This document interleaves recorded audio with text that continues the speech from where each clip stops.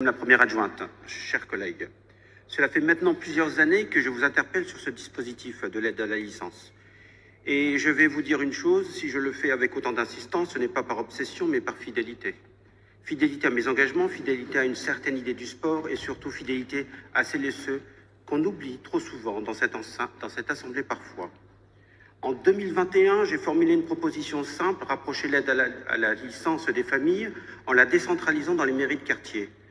Cette idée, vous l'avez reprise, elle a été mise en œuvre et je vous le dis sincèrement, c'est une bonne décision. Elle a permis de raccourcir les distances administratives et d'ouvrir la porte à des familles, notamment les plus éloignées des guichets de la direction des sports au Petit Maroc. Mais rapprocher l'aide, ce n'est pas encore la rendre juste. Aujourd'hui, cette aide reste enfermée dans les critères devenus inadaptés. Elle n'est réservée qu'aux seuls enfants de 2 à 11 ans et conditionnée à un quotient familial inférieur à 709 €. Et ces critères, en l'état, laissent de côté la majorité de ceux qui en auraient besoin. Il suffit de dépasser ce seuil de quelques euros pour être exclu. Une mère seule, avec 2 enfants, en temps partiel au SMIC, peut ainsi être écartée pour 710 € de quotient familial, un seul euro de plus, et la porte se ferme. Les chiffres sont sans appel. Sur plus de 10 400 enfants licenciés à Lille, l'Homme et LM, seuls 2 491 enfants bénéficient de cette aide à la licence, cette aide municipale. 3 enfants sur 4 passent à travers les mailles du filet, et cela malgré leur éligibilité. Ce n'est pas un détail, c'est une injustice structurelle et une perte de sens pour une politique censée soutenir les plus fragiles. Et même lorsque la question d'une revalorisation a été soulevée en commission, la réponse fut révélatrice. Si on augmente l'aide, je cite, « Si on augmente l'aide, les clubs augmenteront leur prix ». Je ne commenterai pas longuement cette phrase, mais quand une licence coûte 150 € par exemple, que l'aide plafonne à 130 € avec le passe sport, et qu'on refuse de soutenir les familles pour éviter un risque hypothétique d'effet d'aubaine, alors ce n'est pas la solidarité que nous défendons, c'est une logique comptable vidée de sens.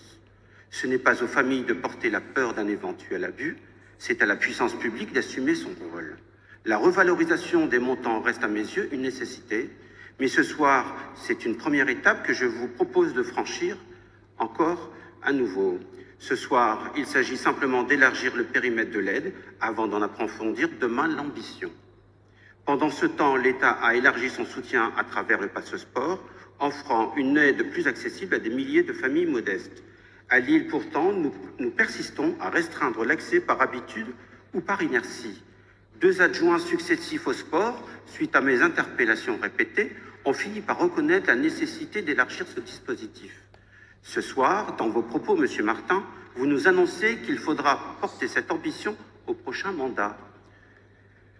Votre propre stratégie jeunesse, votée ici même, affirme vouloir garantir l'égalité d'accès aux pratiques sportives pour tous les jeunes Lillois. Alors, chers collègues, où est la cohérence entre vos ambitions affichées et vos actes? Je me permets également de rappeler votre majorité l'an dernier a rejeté l'amendement que j'avais déposé pour corriger cette injustice. Et vous, chers collègues de l'opposition, sauf erreur, vous vous êtes abstenus. Ce soir, les Lilloises et les Lillois nous écoutent. Et ce soir, chacun devra assumer son choix. Je ne viens pas ici livrer un programme, je viens rappeler une évidence. Le sport doit être un droit pour tous les enfants, pas un privilège conditionné à un seuil social dépassé. C'est pourquoi je vous invite solennellement, chers collègues, à voter l'amendement que je vous dépose ce soir. Un amendement simple, lisible et juste, visant à élargir l'aide municipale à l'ensemble des jeunes mineurs. S'y opposer, ce serait trahir à la fois vos engagements publics et les attentes des familles. Enfin, permettez-moi de conclure sur une note plus intime. Derrière mon petit HLM Marcel Bertrand, pour ne pas le citer, dans les années 90, nous n'avions pas grand-chose, mais nous avions l'essentiel, l'envie de jouer ensemble. Pour acheter un ballon, il fallait se cotiser. Chacun donnait ce qu'il pouvait. Et quand le ballon crevait, un silence sourd s'installait. Parce que nous savions qu'il faudrait encore attendre avant d'en avoir un autre. Aujourd'hui encore, trop d'enfants vivent cela. Notre responsabilité n'est pas de trier selon des critères abstraits, notre responsabilité est de leur tendre la main. Je vous remercie.